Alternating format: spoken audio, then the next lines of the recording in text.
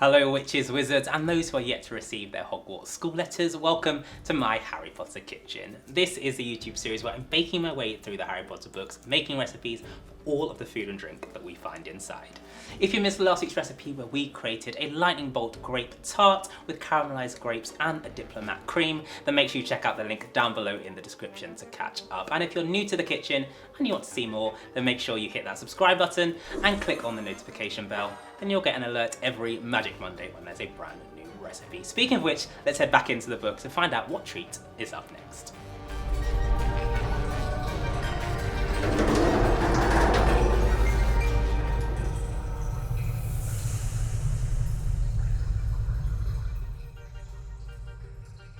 Okay, let's go check back in with Harry in the hospital wing to find out what's next. Okay, so Harry is still listening to the conversation of Professor McGonagall and Dumbledore, and that's the end of chapter 10, so we'll move on to chapter 11, the Dueling Club. Harry's woken up on Sunday morning, and Percy is here to let him know that he won 50 house points for his flying, so I guess it was worth the broken bones. Hermione and Ron are also here talking about the Chamber of Secrets. They still need to try and work out if it's been opened before. The news of Colin has spread around the castle, and there's also a lot of other mischievous things going on, and that's where I can see our next recipe. Neville Longbottom bought a large, evil-smelling green onion. Well, it might not smell as bad, but I'm sure we can turn this into a nice dish. If you'd like to recreate this classic French onion soup with a Harry Potter twist, then all of the ingredients, measurements, and instructions are up on my website, bradleybakes.co.uk. The link is down below in the description.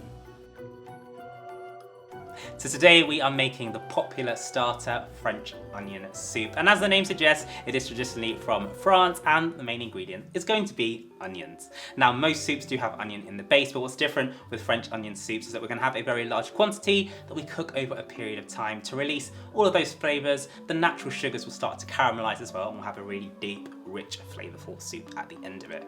Once all of those onions are cooked, I'll show you the rest of the ingredients that we'll add into the soup to really balance out that flavour. Now, as we need to chop up quite a lot of onions, one thing that often does happen is that our eyes water. The only advice that I can give you is keep chopping onions throughout your whole cooking experience. The more you chop them, the less sensitive your eyes will become. And when you are working with them, try to work as quickly as possible. That's why I'm going to use a food processor, so I can do a lot of onions in a very short space of time. But if you don't have one and you are doing it by hand, then just try your best not to cry over those onions and take a break if you need to, and then come back and finish it off.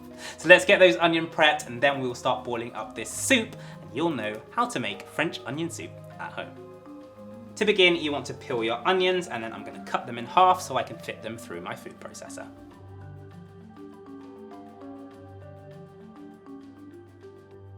Working as quickly as possible, slice your onions up so they are quite thin, as we're going to keep them all in our final soup.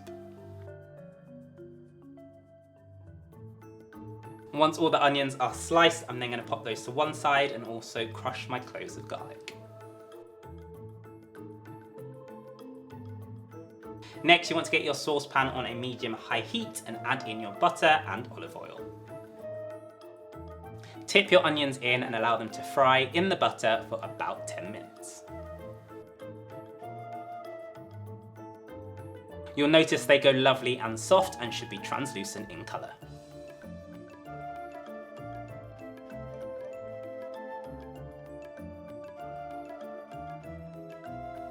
At this point, you can then add in your garlic and keep stirring. Remember, you can add in a little bit more oil if you start to see it catch, as we don't want this to burn. I'm then going to season this with some salt and pepper, add in some fresh rosemary and thyme, stir this through and then allow it to continue cooking for another 15 to 20 minutes. Keep an eye on it, stirring it or adding more olive oil whenever you need.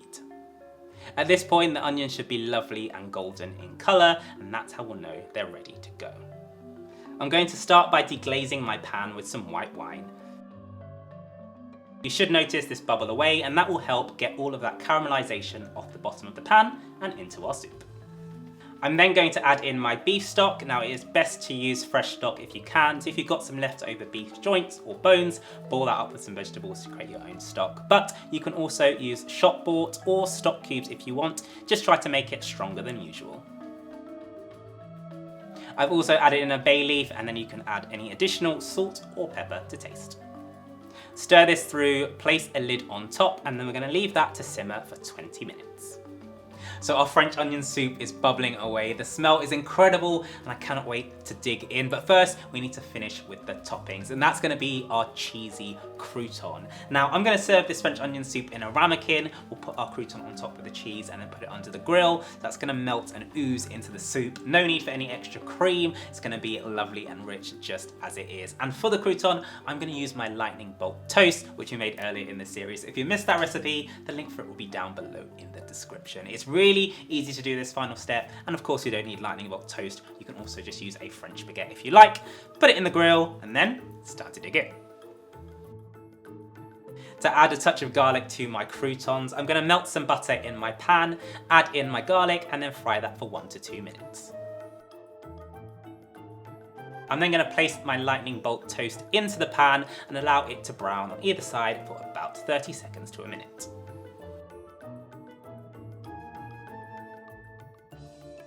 You want to carefully remove your French onion soup from the pot. I prefer to put it into a jug as that makes it nice and easy to pour. Fill up your ramekins to about 1 centimetre from the top and then place your crouton over that. I'm then going to put a generous helping of cheese on top. I've gone for Gruyere, which is very popular in France for French onion soup, but you can use any cheese you like. I'm going to finish this with a little sprinkle of parsley, and then it's under the grill for 5 minutes until the cheese has melted and just started to go brown. And with that, our French onion soup is complete. You might not be in France, but this could be the port key to take you there.